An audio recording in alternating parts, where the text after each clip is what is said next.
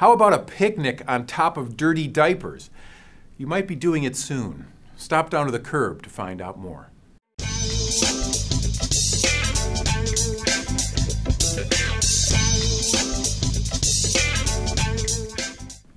Hello, I'm Waste and Recycling News Editor John Campanelli. More on your picnic with Pampers later. But first, General Motors released its first sustainability report as a reborn company last week, and its goals are ambitious. GM wants to cut waste by 10% by 2020. That might not sound like a lot, but consider that the automaker already recycles 92% of its waste. So how will it squeeze out another 10%? It's all hands on deck, meaning the company will tap into the recycling and waste reduction ideas of everyone at the company. That's what GM's Vice President of Sustainability, Mike Robinson, told Waste and Recycling News. Here's more from Robinson. I think we've done a good job of that, of enlisting the support of not just what I'll call the environmental engineers and the subject matter experts, but people working on the line. People have suggestions from lots of different sources, and it's amazing to me how much initiative people will take if you just unleash the talent, and that's really where you get the big savings. You get your represented labor on board, and they have many of the same environmental tendencies that we have in terms of wanting to make the contribution. It's amazing how many ideas you can generate. GM also wants to increase the number of its landfill-free manufacturing plants from 81 to 100.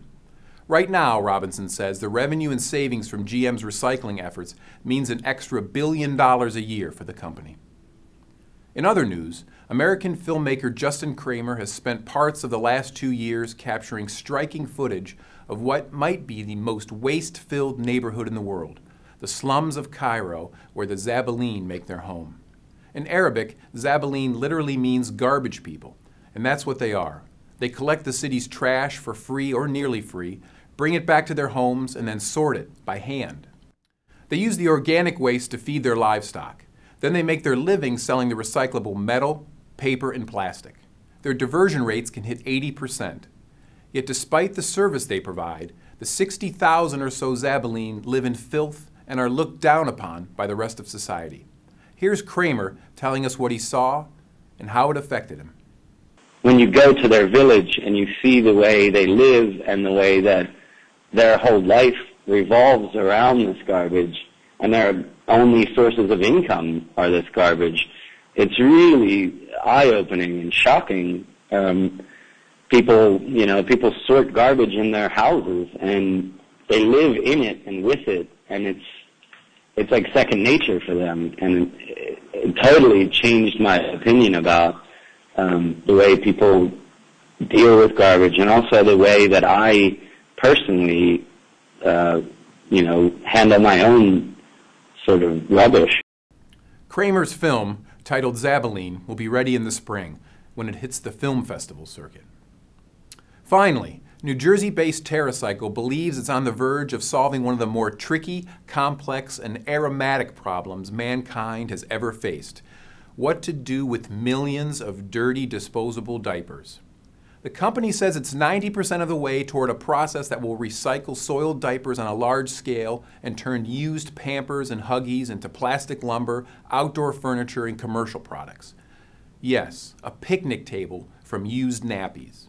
Terracycle wants to have the process up and running later this year. Why recycle such a stomach-turning product? Company Vice President Albie Zakes answers that one.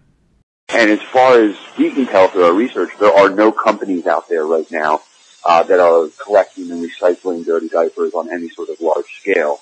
So we saw it both as a challenge that needed to be addressed from an ecological standpoint, but also as an opportunity from a business standpoint to really move into a segment that had big growth potential.